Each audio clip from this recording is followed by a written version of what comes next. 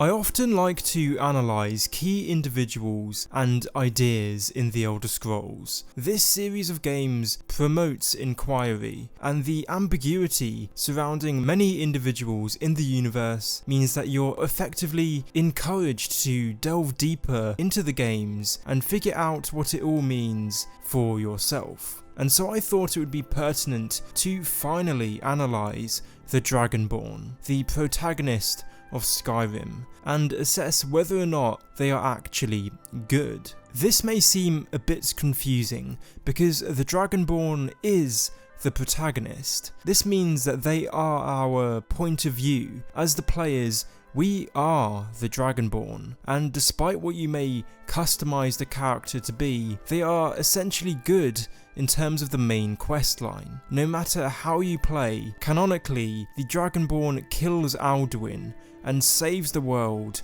from enslavement. I'm not going to be talking about things such as the Dragonborn becoming the listener of the Dark Brotherhood, because I think that would be pointless. Decisions to become members of certain factions is completely up to the player's choice. Rather, I'm going to break down what the Dragonborn intrinsically is and try to come up with an answer to the question, is the Dragonborn a good being? To begin with, what is the purpose of the Last Dragonborn? They are prophesied to save the world through defeating Alduin. This is literally the Dragonborn's purpose. I'm not going to count defeating the vampire threat or Mirak, because these are quests that the Dragonborn elects to go on. But the actual purpose of the mantle of the Last Dragonborn is to defeat Alduin. But is this a good thing? Should Alduin actually be defeated? This is a more complex question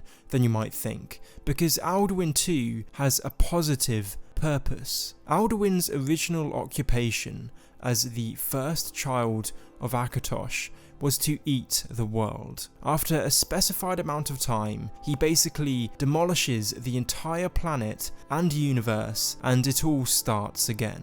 A cycle of the universe is called a kalpa, and this idea of kalpas is from the actual real world. It stems from Hinduism. I have a much more in-depth video on this topic if you want to check that out. But as I said, this role of Alduin's is actually a positive one. It's not unlike the apocalypse in Christian theology. In a sort of similar way, when Alduin ends the world, time begins again.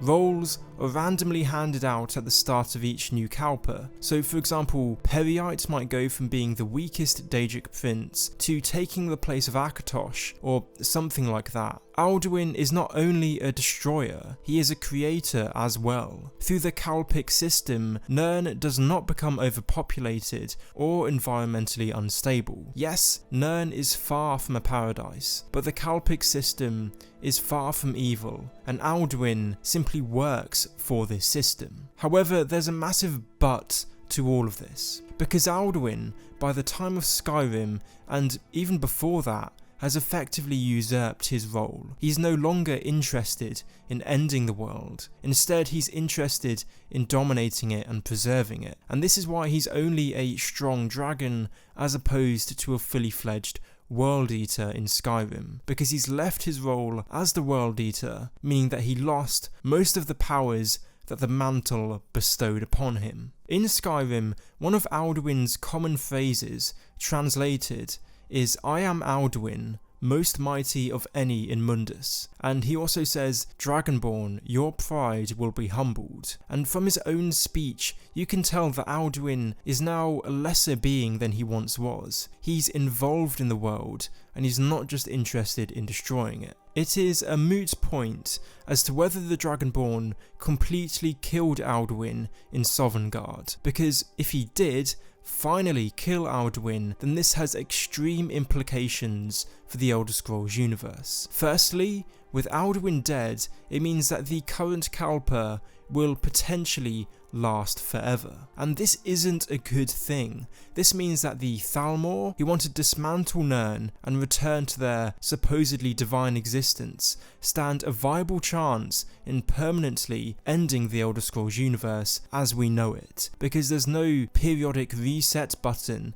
that will stop them from doing so before or after they've achieved this. So if Alduin is dead once and for all, this means there's absolutely no chance that this Kalpa will come to an end, potentially meaning an end to life on Nirn as we know it, because it heightens the sense that the Thalmor's success would be detrimental. The Kalpic system is intrinsically good. Parthunax mentioned how all things must end so that the next can come to pass. He makes the point that in stopping the next Kalpa by killing Alduin, you are stopping an infinite number of later worlds being born. This means that if the Dragonborn did kill Alduin, then there's a chance that life could end forever on Nirn, and there's no prospect of life in future Kalpas. Killing Alduin permanently just isn't for the greater good, because as well as destroying worlds, he creates them. However, Esbern theorises that Alduin may not actually be dead, rather the Dragonborn simply forced him back to his original form as the World Eater.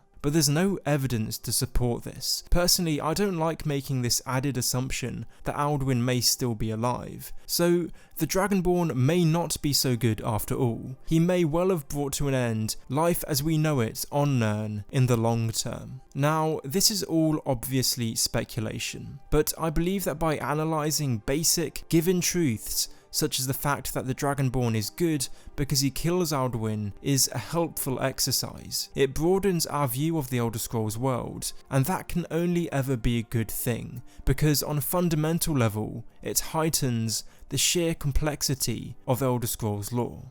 Anyway, thanks for watching this video. As I mentioned, I have a number of videos analysing concepts such as why is Alduin so weak and why the hero of Kvatch is the best hero in the Elder Scrolls. So if you're interested in checking those sorts of videos out, then feel free to check out my channel. Thanks again, and I'll see you in the next one.